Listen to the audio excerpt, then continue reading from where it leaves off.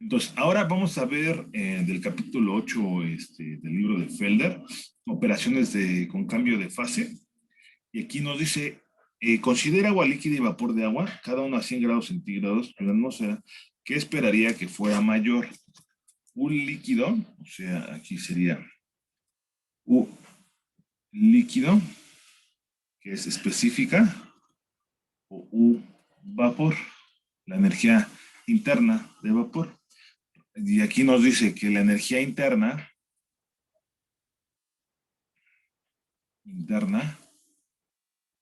se relaciona con la energía cinética de las moléculas, aunque nosotros, como ingenieros en general, no,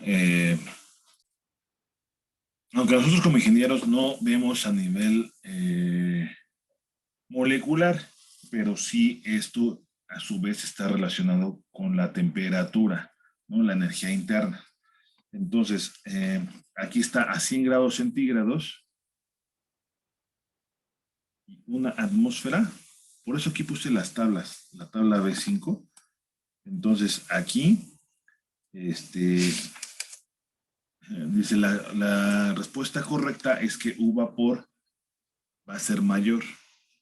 ¿Por qué? Pues porque va a tener mayor energía cinética y cuestiones de ese tipo. ¿Sí? Además de que, pues sí, o sea, hay más caos, ¿no? Entonces esto también puede estar relacionado o está relacionado con la entropía, pero bueno, nada más estamos viendo en términos de la energía interna.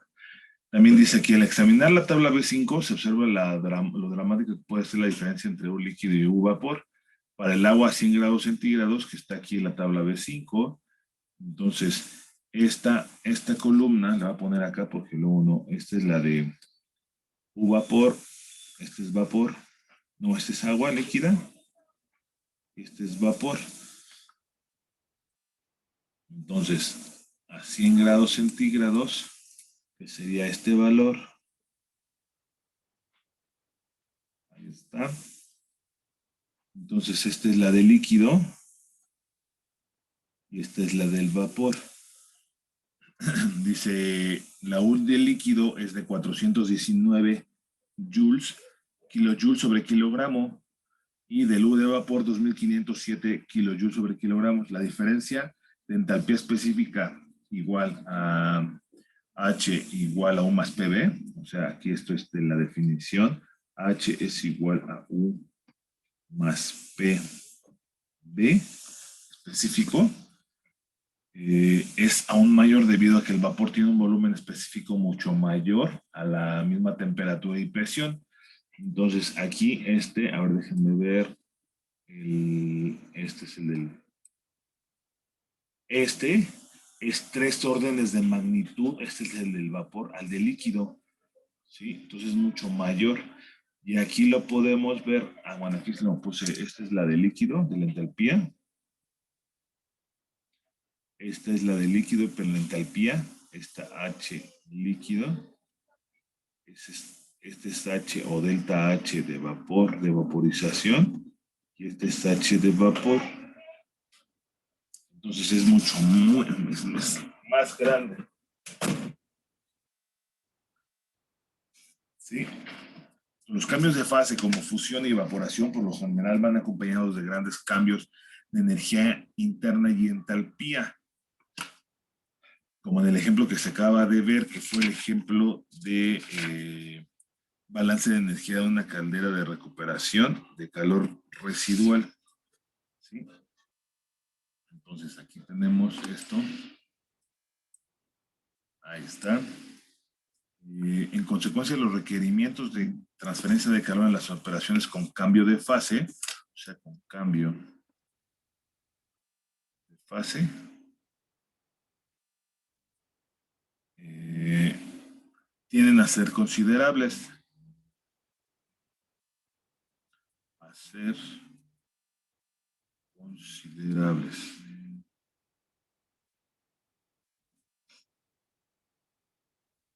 Ya que Q es igual a delta U, sistema cerrado,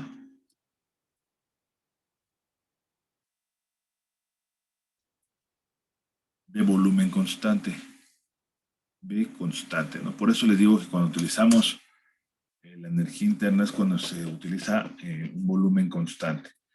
Y Q es aproximadamente delta H, sistema abierto, o P constante. P constante.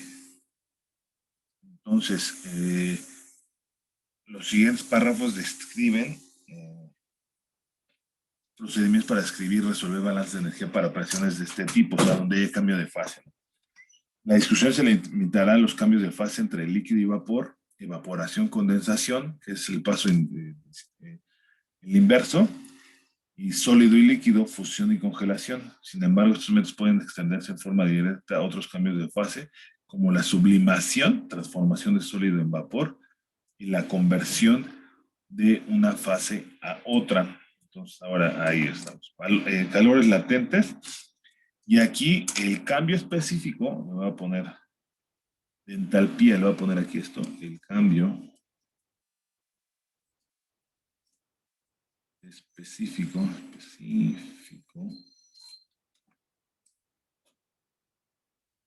ahí está, de entalpía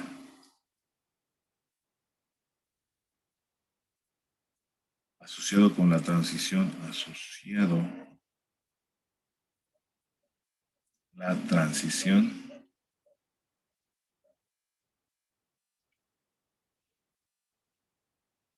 de una sustancia de una sustancia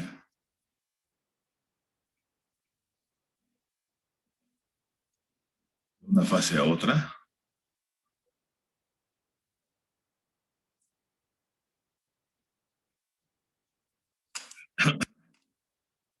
a T y P constantes.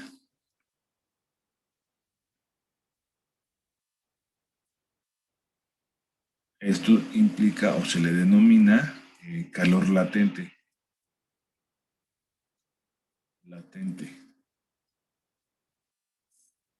Del cambio de fase.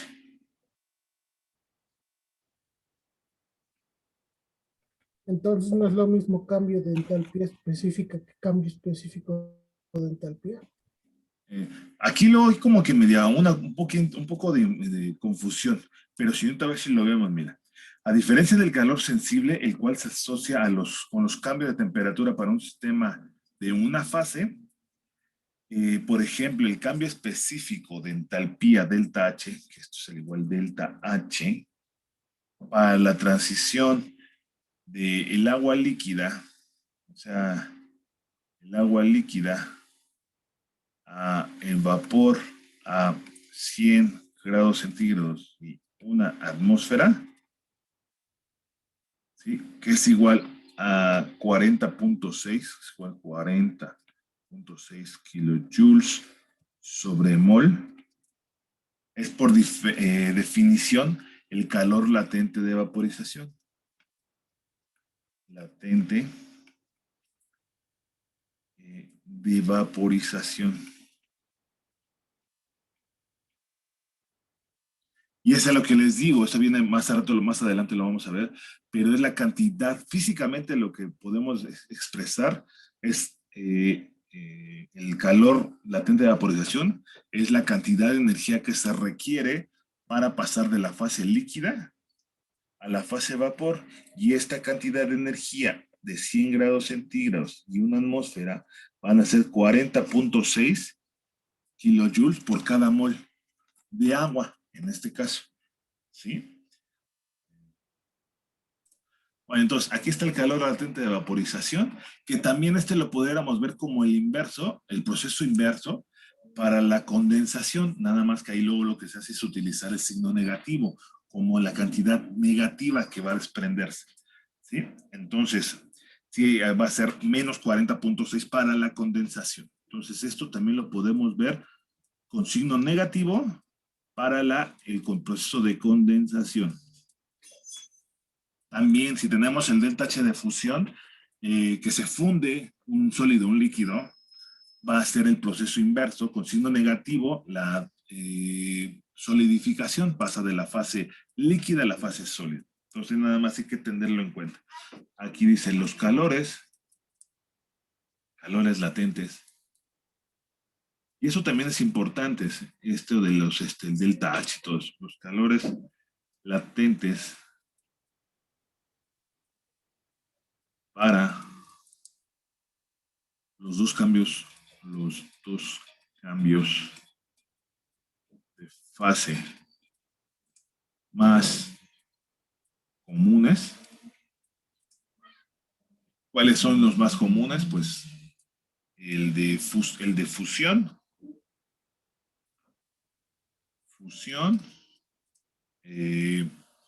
delta H, M, a una temperatura T y presión dadas. Dice, es la diferencia en la entalpía específica entre la forma sólido, y líquido de una especie a T y P dadas. ¿Por qué no le ponen aquí fusión? Porque luego lo toman en el libro de Felder como deformación. ¿Sí? Entonces lo diferencian. Entonces, este es ahora, por otro lado, son los más utilizados. Por eso están tabulados en el libro de Felder. Vaporización, que es delta H, vaporización a T y B. Es la diferencia específica entre las formas líquida y vapor. Y luego poner así como un guión de una especie A, T y P dadas. Sí, dice aquí también los valores tabulados de estos dos calores latentes como los de la tabla B1.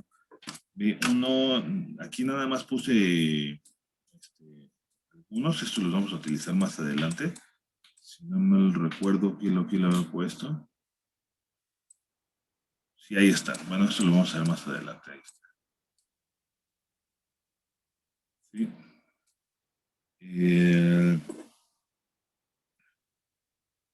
Por lo general se aplica una sustancia en su punto normal de fusión o de ebullición, es decir, a presión de una atmósfera. ¿Sí? El calor latente de un cambio de fase puede variar de forma notable con la temperatura a la cual ocurre el cambio, pero rara vez varía con la presión en el punto de transición. En el punto de transición o punto de equilibrio. Sí, por ejemplo, el calor de vaporización del agua a 25 grados centígrados es de 2442.5 joules sobre gramos. Y la presión, miren, lo voy a poner ahí. Bueno, ahí está. No vas a hablar.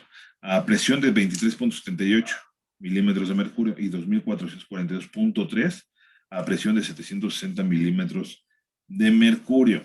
Entonces, pues no se ve tan afectado el efecto de la presión como el de la temperatura, pero la presión es proporcional a la temperatura. Aquí tenemos el ejemplo 841, dice calor de vaporización. ¿A qué velocidad en kilowatts debe transferirse calor a una corriente líquida de metanol a su punto de ebullición normal para generar 1500 gramos por minuto de vapor? Bueno, entonces, aquí de la tabla B1 obtenemos delta H de vaporización del agua. Delta H de vaporización del agua, que es igual a 35.3 kilojoules sobre mol. Y también ahí dice que a temperatura de punto de ebullición, que es igual a 64. No, del metanol, perdón. Sí, porque si no aquí sería 100 grados. 64.7 grados Celsius, por esto me quedó, ¿no? Entonces, el balance, esa es la solución. El balance de energía despejando los términos de energía delta E cinética igual a delta E potencial igual a WS es igual a 0. Entonces esto implica que Q es igual a delta H. Esto es igual a N por delta H de vapor que esto es igual a 1500 gramos de metanol CH3OH por minuto. Luego aquí un mol de C3HOH. No, CH3.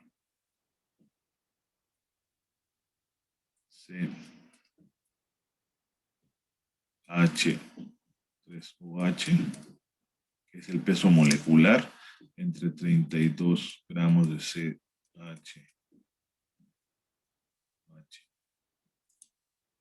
Luego lo multiplicamos por el valor de 35.3 kilojoules sobre mol, que es el del metanol. Esto es un minuto, es igual a 60 segundos. Y un kilowatt es igual a 1 kilojoules sobre segundo. Entonces aquí tenemos este se va con este con este kilojoule con este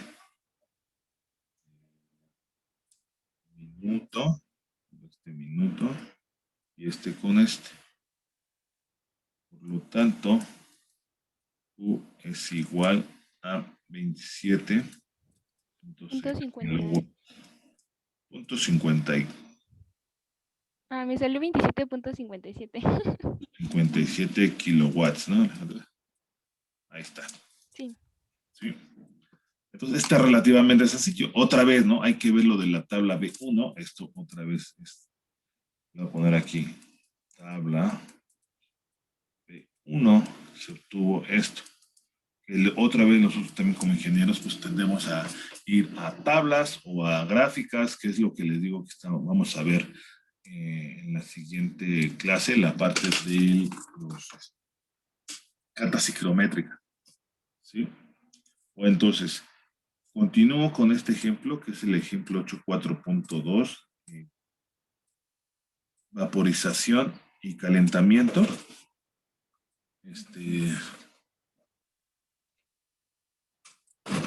Y calentamiento, ¿no? Dice 100 gramos mol por hora de N-hexano líquido se vaporizan y calientan a 300 grados centígrados a presión constante. Despreciando el efecto de la presión sobre la entalpía, estima la velocidad a la cual debe suministrarse calor. ¿Sí? Otra vez, el balance de energía. Queda como Q igual a delta.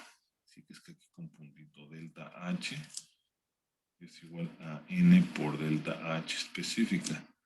Ya que delta E cinética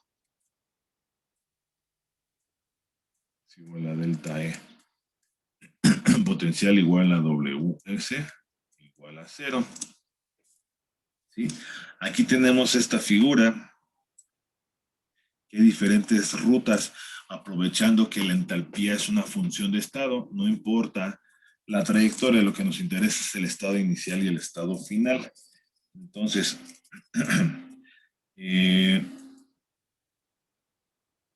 aquí este es el estado final, que es de 7 bars y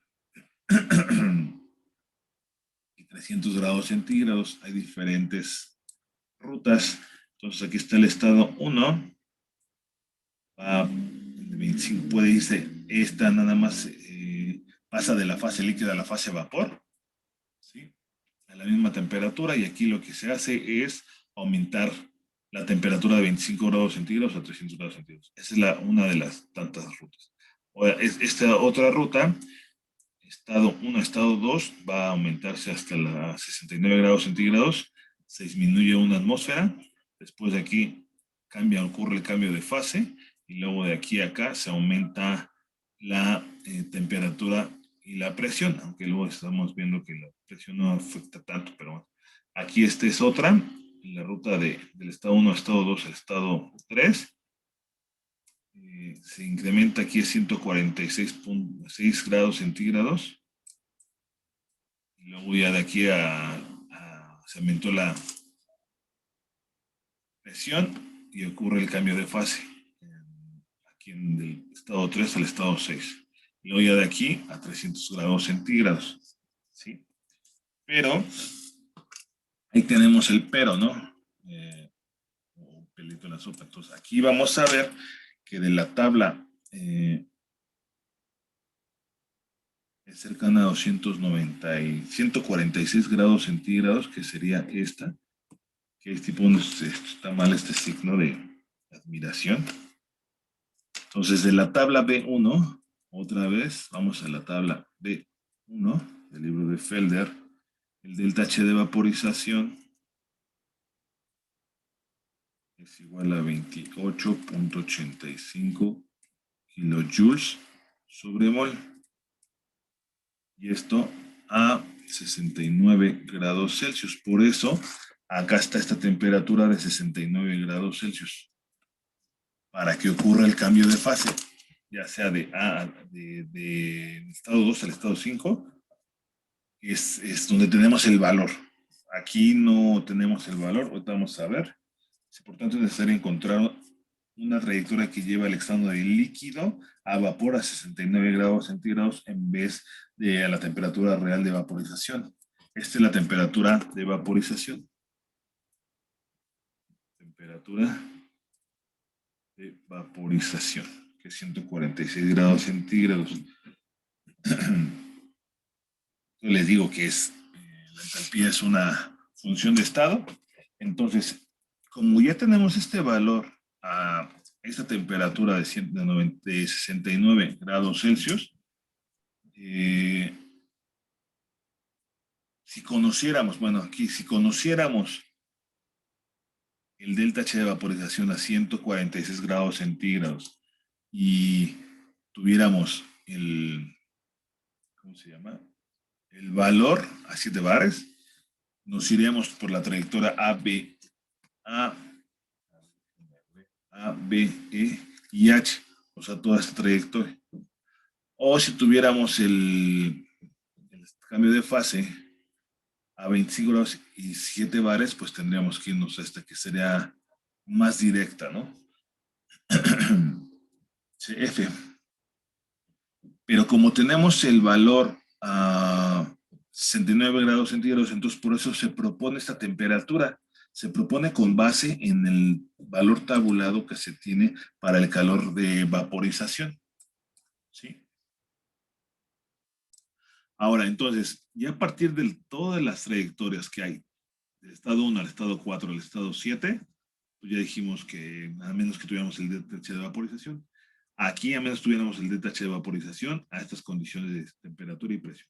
Entonces, el único valor que tenemos es a 69 grados centígrados. ¿Y por qué 69 grados centígrados? Porque es la temperatura a la cual tenemos el valor tabulado del DTH de vaporización. Entonces, aquí lo que vamos a hacer es el estado 1 al estado 2, o sea, es la trayectoria a seguir es A, B, G. Estado 1 al estado 2 y luego el cambio de fase. Estado 2 al estado 5 y luego aquí aumentar la presión y la temperatura. ¿Sí? Eso es lo que se ve acá. Entonces, es el enhexano, es líquido 25 grados centígrados y al igual lo voy a poner acá. ¿Sí? Ahí está, el estado 1, el delta HA. Y luego de ahí, bueno, esto al igual lo voy a poner ahí. Líquido de 69 grados centígrados en atmósfera, se aumentó la temperatura, se disminuyó la presión, delta HD.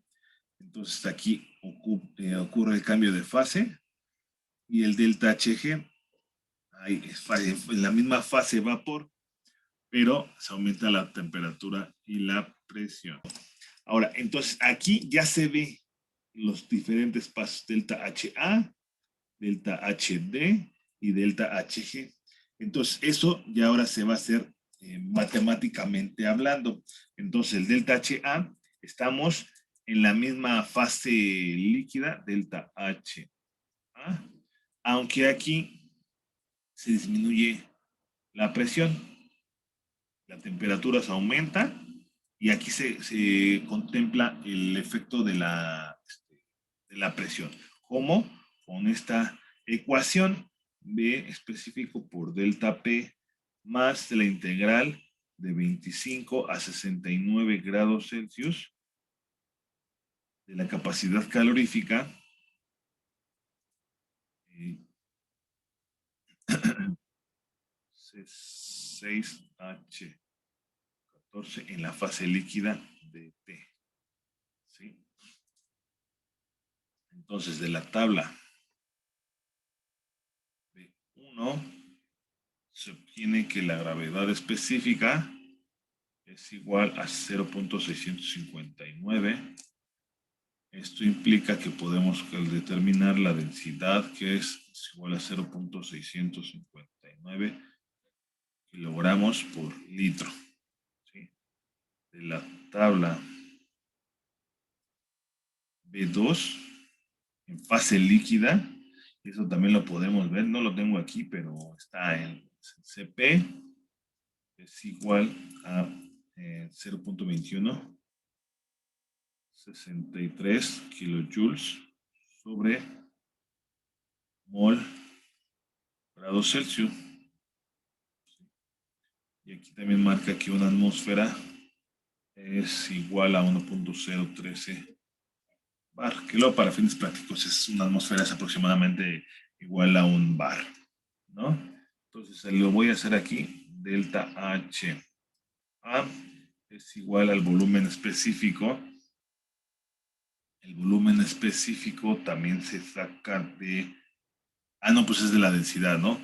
La densidad es igual a 1 sobre el volumen específico, o al revés, ¿no? El volumen específico es igual a 1 sobre la densidad. Entonces sería 1 entre 0.659 litros sobre kilogramos por la diferencia de presiones, que sería 1.013 menos 7 bar, utilizando el peso molecular, es 86.17 kilogramos por 1000 moles. Y luego utilizando la constante de los gases ideales, sería 0.08314 kilojoule sobre mol Kelvin y 0.08314 litro bar sobre mol Kelvin. A ver, vamos a hacer este cálculo ahorita para que veamos nada más aquí y luego ya va a ser más la integral, ¿no? Aquí sería más la integral de 25 grados Celsius a 69 grados Celsius de 0.2163. En este caso, pues es constante, no depende de la temperatura, la capacidad calorífica. Entonces esto, pues sale de la integral. Bueno, ahí está a ver, entonces aquí ya haciendo el análisis dimensional y todo eso nos da menos 0.07828 kilojoules sobre mol. Esta tiene unidades, el CP, kilojoules sobre mol grados Celsius, como sale constante, pues nada más si no lo hago aquí rápidamente, ¿no? Esto es igual a 0.263 por la integral de 25 a 69 dt. Esto es igual a 0.263 por 69 menos 25. Y bueno, aquí es grados Celsius. Esto es kilojoules sobre mol grados Celsius. Se cancela los grados Celsius y ya nos queda esto. Entonces, aquí lo que dice Federici, o sea, casi el efecto de este término es despreciable. O sea, el término B delta P en comparación con la integral, por lo regular para líquidos, porque son incompresibles, eso también se ve mucho en flujo de fluidos, ¿no? Entonces, CP, que son incompresibles, no influyen tanto. C6, H14,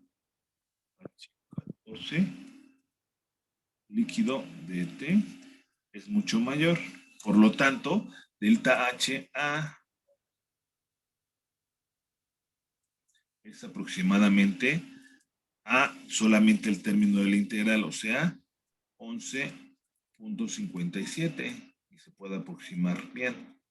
Por eso dice ahí que Felder que pues el efecto para líquidos, ¿eh? Para líquidos específicamente, para gases pues iba a importar ese término.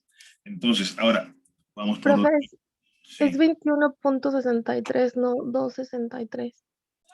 aquí se me pasó este 21.63, ya el valor cambia, entonces 9.62.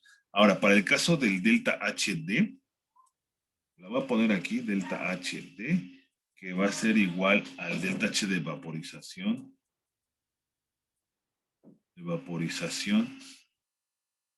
Del C6H14. Este a 69 grados Celsius y una atmósfera. Esto es igual al valor que habíamos puesto anteriormente, que era de 8.85 kilojoules sobre mol, para dejarlo en las mismas unidades, ¿no? Y por último, el delta HG,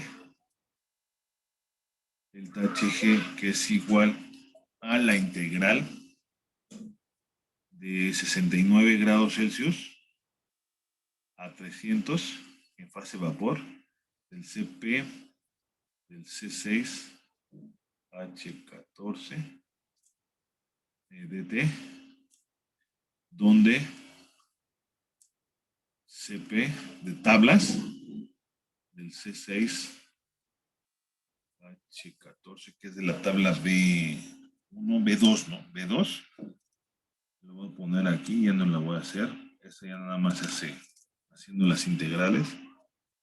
Esto es igual a 0.13 744 más 40.85 por 10 a la menos 5t menos 23.92 por 10 a la menos 8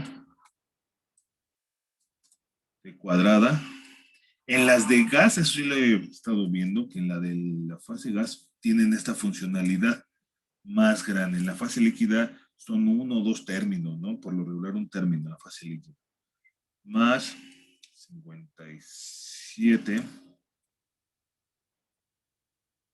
57.66 por 10 a la menos 12 t al cubo. Entonces ya nada más sustituyendo el delta H, no lo voy a hacer, delta HG, digo nada más por la talacha, ¿no? Porque si es algo, sería 47.1 kilojoules sobre mol. ¿Sí? Bueno, entonces ya para determinar el calor que se requirió, pues a partir del balance de energía es igual a delta H, que es igual a N por delta H específico. Esto es igual a N por delta H. A más delta H. D más delta H. G.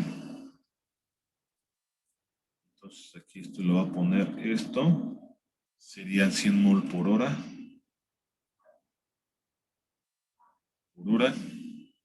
Y ya nada más pasando la segunda. Entonces esto es igual ya lo que tenemos allá arriba, que es 9.52 kilojoules sobre mol, delta H 28.85 Y este sería 47.1 kilojoules sobre mol. Por lo tanto, Q es igual a 2.38. Bueno, a ver, déjenme verlo. No lo voy a hacer aquí. 100 mol sobre hora. Una hora son 3.600 segundos. Y luego sería 9.52 más 28.85 más 85.1, 85.47. 47 kilojoules sobre mol. Haciendo el análisis dimensional mol con mol, hora con hora. Tenemos que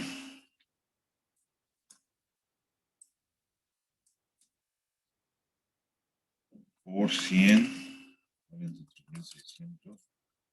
nos da el valor de 2.37.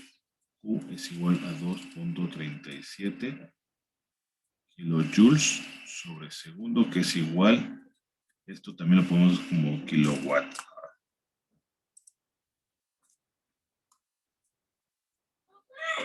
.37, ¿no? Ahí está, kilojoules sobre segundos. Entonces esto es kilowatts. Entonces, ahora vamos a ver la estimación y correlación de calores latentes.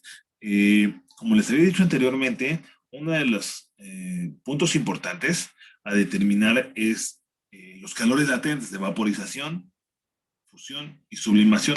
Pero bueno, principalmente los de vaporización y sublimación. Bueno, vaporización y fusión. Porque luego lo contrario, pues va a ser condensación, solidificación. Y el otro, el contrario de sublimación, va de sublimación de sólido, de gas, no, de sólido a gas, va de gas a sólido. No recuerdo ahorita cómo se llama, pero bueno. Una fórmula sencilla para estimar el calor estándar de vaporización en el punto normal de ebullición, ¿sí? Es la regla de Troughton. Entonces aquí tenemos esta expresión, es relativamente sencilla. Entonces aquí delta H de vaporización, kilojoules sobre mol, es aproximadamente este valor, líquidos no polares. También es una aproximación a agua, alcoholes de bajo peso molecular, ¿sí? Donde el TB es la temperatura de ebullición, como le hemos visto, ¿no? Anteriormente. Y dice, la regla de Troughton proporciona una estimación de delta H de vaporización con 30% de exactitud. Exactitud. ¿Sale? Bueno, la ecuación de Chen da una aproximación del 2%. Aquí está en términos de la temperatura de ebullición y la temperatura crítica. Aquí está el cociente y cuestiones de este tipo que nos sirven para determinar el delta H de vaporización. Ahora, los calores latentes, bueno, una fórmula para hacer una aproximación del calor estándar de fusión es esta. ¿Sí? Que está en términos de que si es un elemento metálico, compuestos inorgánicos o compuestos orgánicos, va a depender del valor, el número que está antes de la temperatura de fusión. Sí, esa también temperatura de fusión. Ahora, los calores latentes de vaporización se pueden estimar a partir de datos de presión de vapor. Esta es presión de vapor. Presión de vapor. Y esta es la temperatura de ebullición. Entonces nosotros, les decía, si tenemos presión de vapor experimentalmente, por ejemplo, milímetros de mercurio, y temperatura de ebullición, por ejemplo, que fuera en Kelvin, tenemos valores. Esta parte, otra vez, de delta G es igual a 0, o luego si es mezclas, delta mu es igual a 0, y luego también sabiendo que de la parte de la termodinámica de G es igual a B de P menos S dt, donde este es el volumen específico, así. La presión, la entropía, esta se sustituye en este caso y ya se obtiene esta expresión, que la cual no la voy a hacer, pero en un curso de termodinámica en principio se tienen que ver. Entonces, si nosotros tenemos estos valores de presión y temperatura de ebullición, esta ecuación tiene la forma de Y es igual a menos mx más b. Entonces aquí, ¿qué es lo que tendríamos que hacerlo? Tendríamos que graficar logaritmo de la presión de vapor contra el inverso de la temperatura, y la gráfica sería así. Entonces, sacando una ecuación, ahí está. La pendiente sería menos delta H de vapor sobre R, y la ordenada sería la constante. Esta constante va a depender de cada sustancia, ¿sí? Entonces, por eso es importante esto de la parte de utilizar Excel, utilizar las herramientas matemáticas, ¿no? Entonces, aquí nada más sería pues sacar el logaritmo de la presión y el inverso de la temperatura en Kelvin. Ahora, aquí el logaritmo es adimensional, cada término. Entonces, este es adimensional, todo este término es adimensional, este término es adimensional. Entonces, delta H de vaporización, por ejemplo, si nos diera esto, Y es igual, valores, haciéndolo de Excel, ¿no? Menos 3x más 0.5 con un factor de correlación de 0.995, ¿no? Por ejemplo. Entonces, igualamos término a término, entonces tendríamos menos 3. Debe ser adimensional, debe tener unidades de Kelvin, igual a menos delta H de vapor entre R. Entonces aquí se eliminan el signo negativo y por lo tanto delta H de vaporización es igual a 3 Kelvin por 8.314 joules sobre mol Kelvin.